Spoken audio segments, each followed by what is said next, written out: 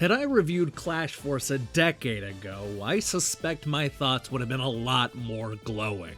I probably would have spent most of the review gushing over the authentic graphics and the responsive gameplay, impressed that there was a developer still making high-quality 2D platformers.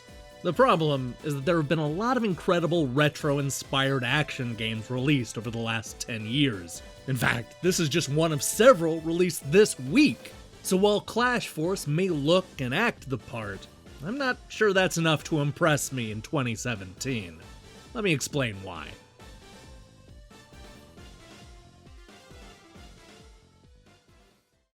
If Clash Force looks familiar, then it's because you probably played it on an iPhone or an iPad. This is the long overdue port of the 2012 mobile phone game from spicy Gyro, and it makes the leap with relative ease. You play one of 3 run-and-gun animal heroes as they fight through the forests, deserts, and underground mines to stop the evil Crackman and his minions from causing mayhem. It's a flimsy plot, but that's certainly in keeping with the spirit of the 1980s. Although this was clearly inspired by a number of old-school games, Clash Force shares the most in common with Mega Man. The heroes are simple and squat, unable to duck or shoot in any direction beyond forward. The platform-heavy stages and robot villains also remind me of Capcom's long-running series, which is a good thing, for the most part. There are more than 20 good-looking stages here, each with detailed backgrounds and all kinds of obstacles to avoid. A lot of it is fairly straightforward, but I like that there are a few stages where you're on moving platforms. There's a cool desert level where you're riding on a raft and having to shoot down bubble-blowing fish while dodging the gun turrets. It's an exciting moment, and one of the few genuinely tough parts of the game. And that's the thing. Perhaps it's because I've spent so much time with old school classics, but I didn't find much of this particularly challenging. Although there are a few admittedly tough bits towards the end, it's not going to take you much more than an hour to beat. And even with 3 different heroes to choose from, I'm not sure I'm going to bother replaying it anytime soon. The problem is that Clash Force is too simple for its own good. And I know what you're thinking. Weren't most 8-bit games incredibly simple?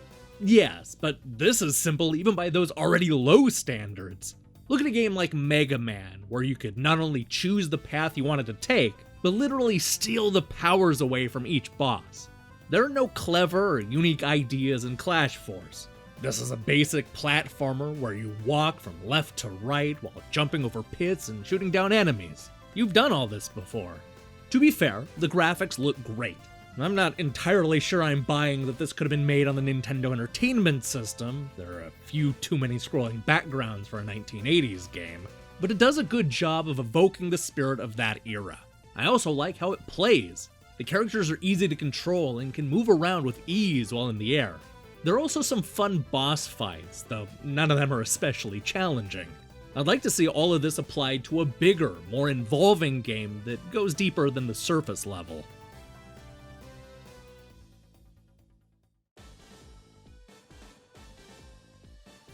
Clash Force looks and acts the part, but mainly recycles from far better 8-bit games. I like the colorful graphics, the responsive gameplay, and the various boss fights.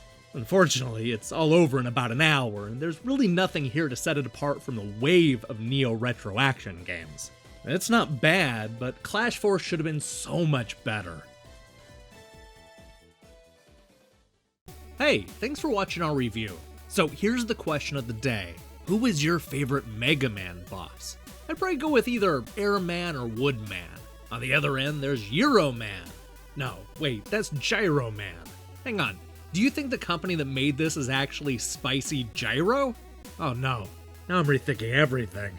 Let me know in the comments below. In other news, I'm currently hard at work on my Mutant Football League review, so I recommend you click that subscribe button and support what we're doing here. Until then.